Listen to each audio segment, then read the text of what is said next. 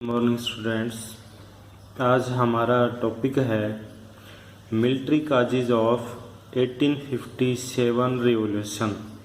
1857 की क्रांति के सैनिक कारण थे, वो क्या थे? Unrest among the Indian soldiers, भारतीय सैनिकों में असंतोष क्यों था उस समय? Discontentment and unrest had been mounting among the Indian soldiers for a long time before the breaking out of revolt. विद्रोह के प्रारंभ होने से पहले ही भारतीय सैनिकों में अनेक कारणों से असंतोष था। The Indian soldiers were not provided with the same facility as those of British counterparts. भारतीय सैनिकों को सेना में वो सब सुविधाएं नहीं मिलती थी जो कि अंग्रेज सैनिकों को मिलती थी। पहला डिफरेंस था देयर सैलरीज एंड अलाउंसेस, उनके सैनिक जो उनका वेतन था और भत्ते थे were much less than those of British soldiers. अंग्रेज सैनिकों के मुकाबले उनका वेतन और भत्ते थे वो कम थे। The attitude of British officers toward the Indian soldiers of disrespectful.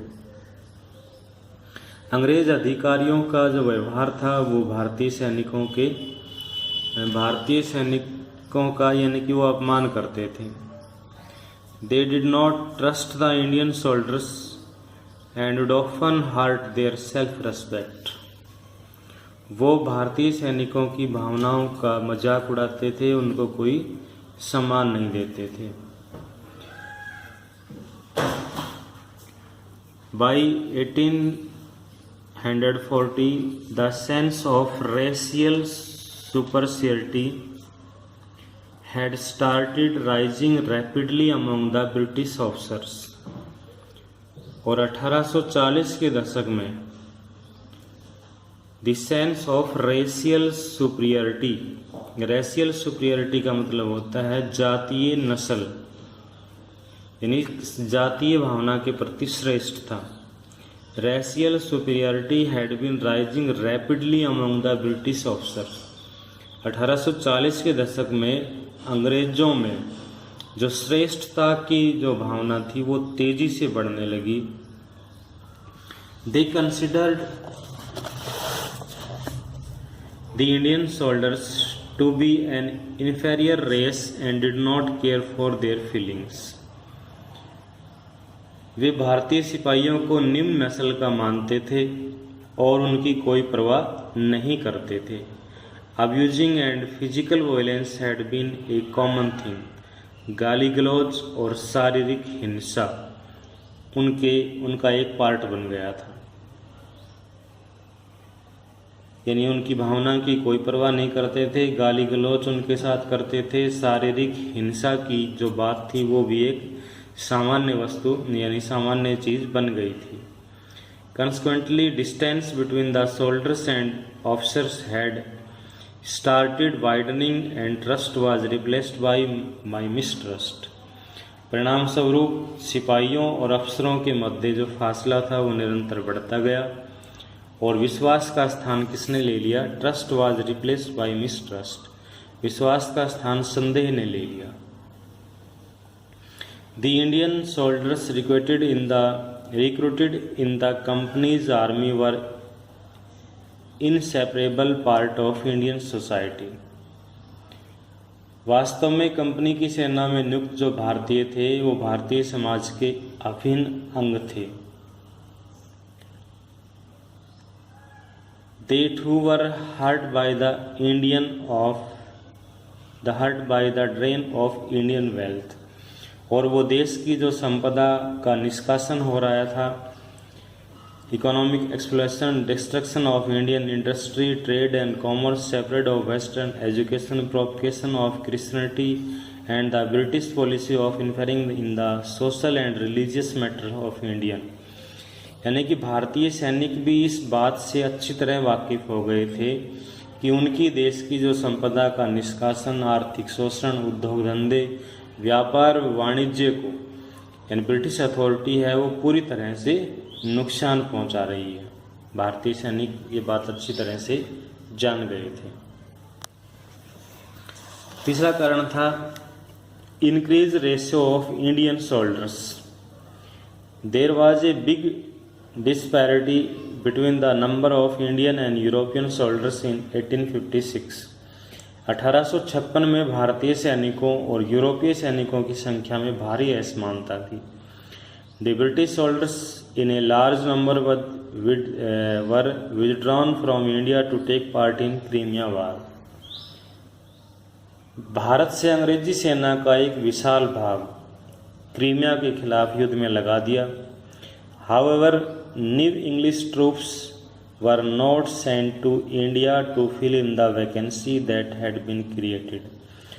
और जो सेना यहाँ से चली गई थी भारत से क्रीमिया, उसके स्थान पे नए सैनिकों की भर्ती नहीं की गई।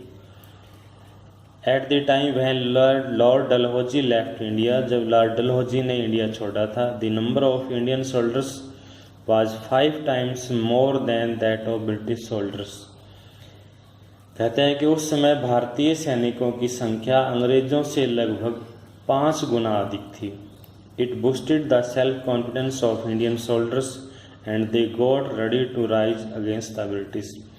और इस बात ने भारतीयों की जो आत्मविश्वास में वृद्धि हुई और वो अंग्रेजों के विरुद्ध शस्त्र उठाने को तैयार हो गए।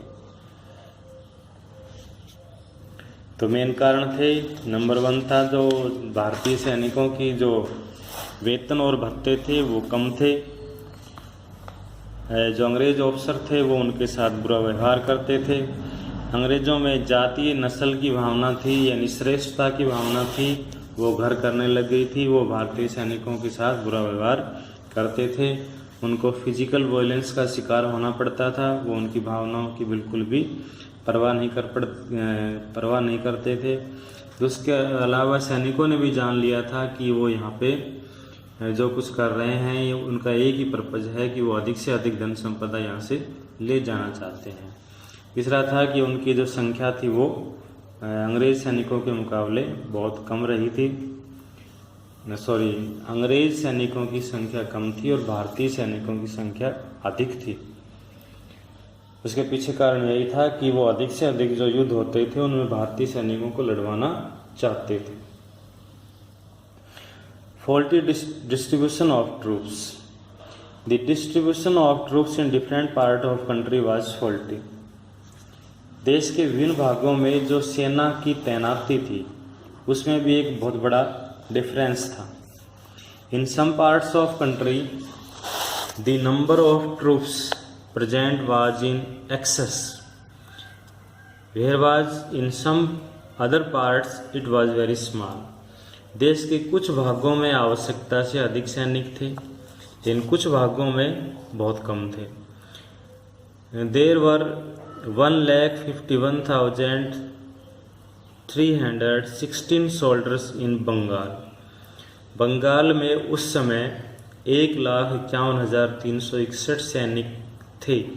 But in Punjab the number mounted to 40,000 only. लेकिन पंजाब में केवल सैनिकों की संख्या थी वो 40,000 थी।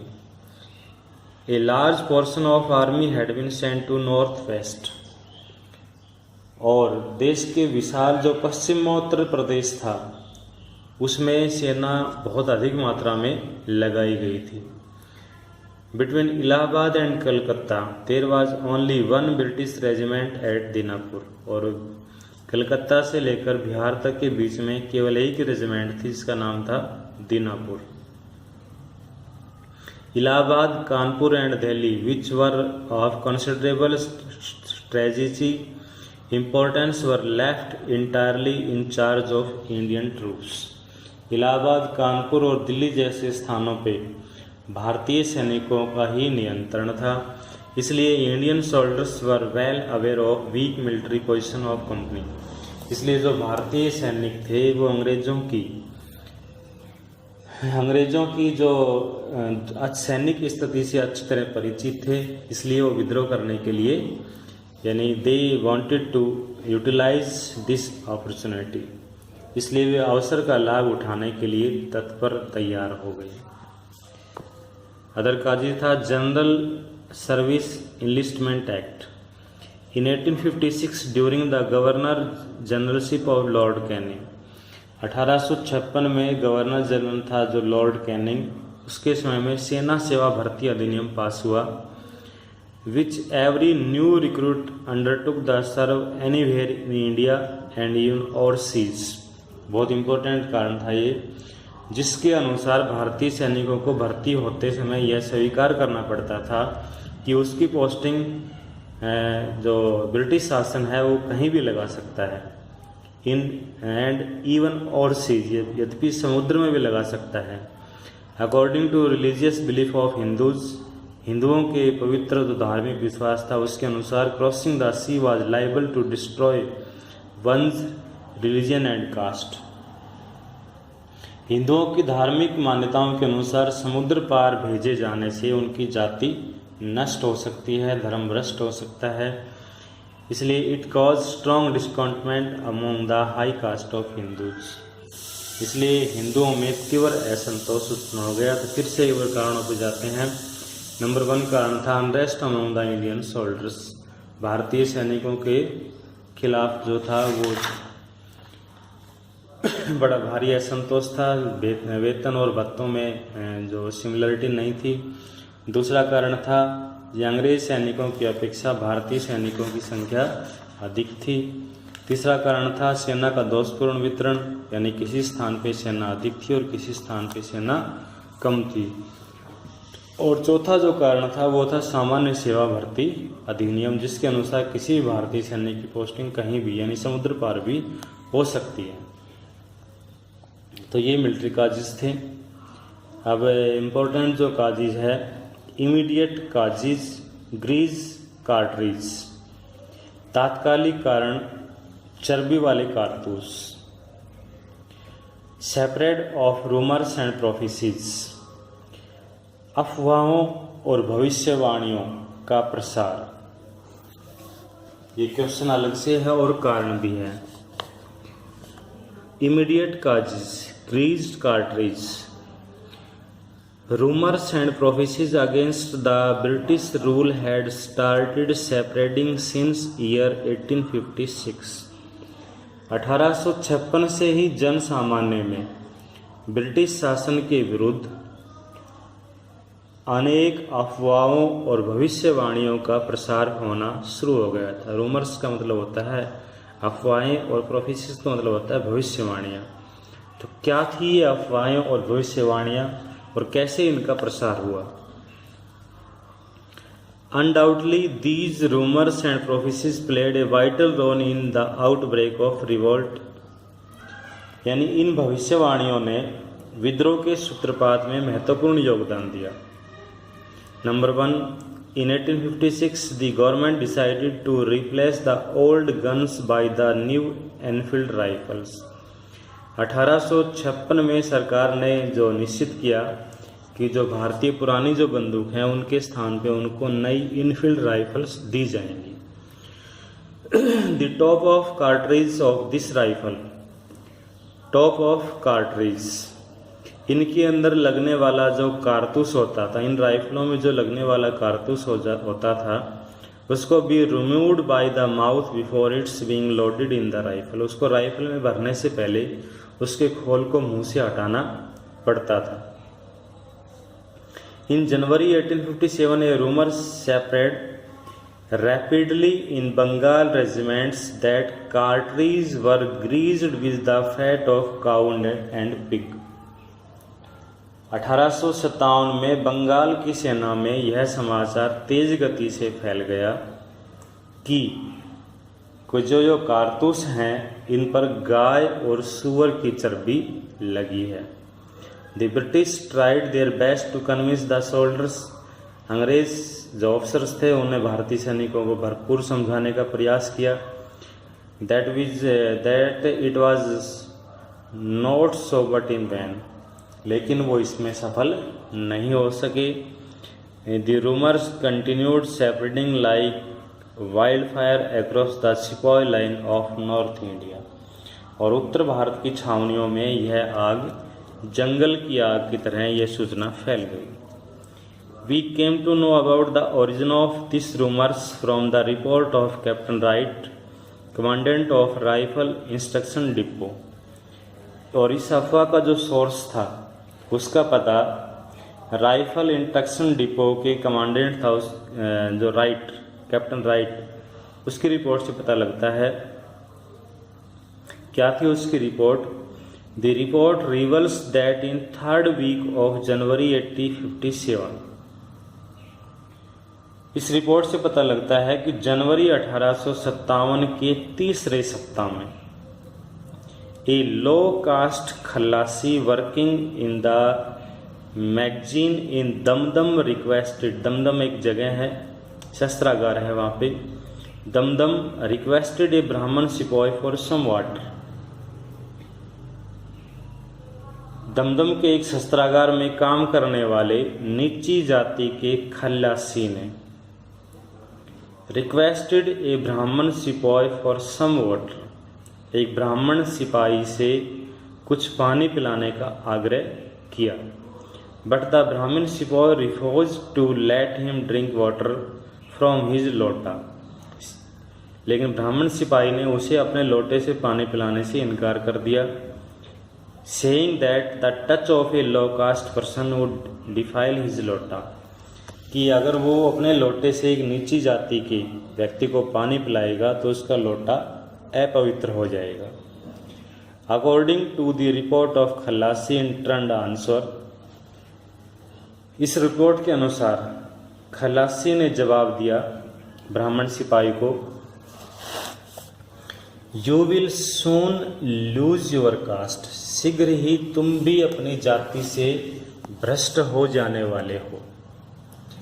एजेरा long you will have to bite cartridges covered with the fat of cow and pig, शीघ्र ही तुम्हें अपने मुंह से जो कारतूस हैं जिनके ऊपर गाय और सूअर की चर्बी लगी है उनको छीलना पड़ेगा। Though the veracity of this report can not be ascertain, यद्यपि यह नहीं कहा जा सकता कि इस रिपोर्ट में कितनी विश्वसनीयता थी। It is true that once this rumour started, लेकिन जैसे ही यह अफवाह फैली,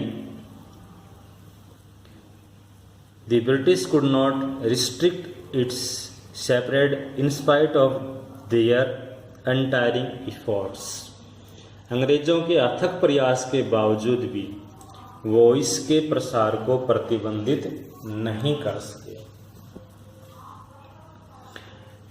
ये पहली अफवाह थी जो बहुत तेज गति से फैल गई थी। At the same time this rumours also separate like a wild fire in north India that the British in order to destroy the caste and religion of Hindu and Muslim, उसी समय उत्तर भारत में एक अफवाह और फैल गई थी कि शीघ्र ही अंग्रेज हिंदू और मुसलमानों का धर्म भ्रष्ट करने वाले हैं।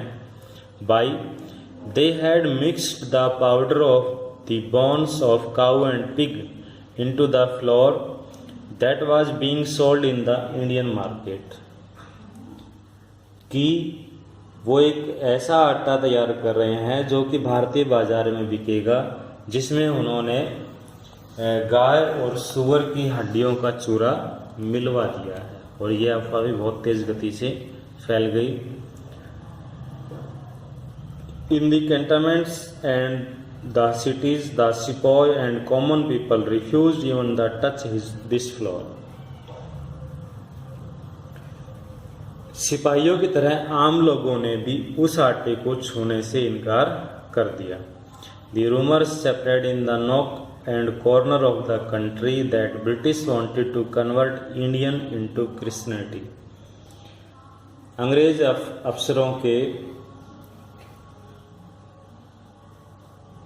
अथक प्रयास के बावजूद भी इस अफवाह की निराधारता को, यानी इस अफवाह की जो निराधारता थी कि ऐसा नहीं था, उसको अंग्रेज अफसर बिल्कुल प्रतिबंधित नहीं कर सके।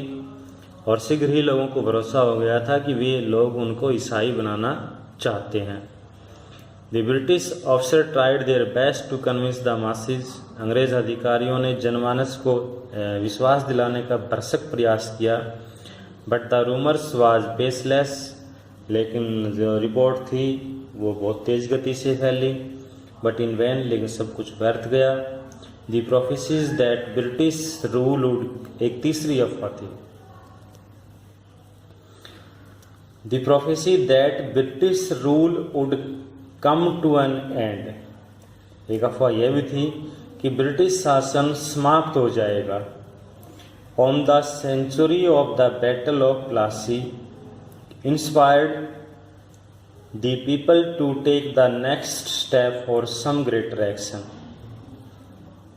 इसमें 100 शब्द नहीं दिखाई दे रहा। The British rule would came to an end on the century of battle of Plassey, कि प्लासी की लड़ाई के 100 साल बाद जो अंग्रेज शासन है वो समाप्त हो जाएगा। ये अफवाह तेज गति से फैली थी, इसलिए लोगों ने अंग्रेज शासन के विरुद्ध शीघ्र ही कदम उठाने के लिए प्रेरित हुए। तो बैटल ऑफ प्लासी 1757 में हुई थी और जो 1857 का विद्रोह यानी ठीक 100 साल बाद, तो भारतीयों को भी शायद ये अफवाह पे भरोसा होना शुरू हो गया था कि बैटल ऑफ प्लासी के बाद अभी समय है कि वो नेक्स्ट स्टेप उठाएं। Beside these rumors, reports of chapati being distributed from village to village. इन अफवाहों के अतिरिक्त एक और रूमर्स था, गांव-गांव में चपातियां बांटी जा रही थी उत्तर भारत में। It is said that a person at night would hand over a chapati to village watchman and the instruction that he would get 5 more chapati prepared and would send them to next village. रात के समय एक आदमी एक इस निर्देश के साथ एक चपाती दे जाता था अगले गांव में कि आप 5 चपातियां बना करके अगले गांव में पहुंचा दो। और इस प्रकार जो चपातियां थी, in this way the process would go on, और यह क्रम लगातार चलता जा रहा था। लेकिन the historians opinion that although the meaning and purpose of distribution of chapati was neither clear at that time nor it is today. लेकिन इतिहासकारों के अनुसार चपातियों के वितरण का जो आशय था वो न तो उस समय समझ में आया और न ही आज भी क्लियर हो पाया है कि चपातियों की जो घटना थी वो किस बात से जुड़ी थी। But there is not an iota of doubt that this process was a clear indicator of following upheaval. लेकिन एक बात तो है कि इस बात में कोई संदेह नहीं था कि यह जो प्रक्रिया थी वो आगामी उथल पुथल का संकेत थी।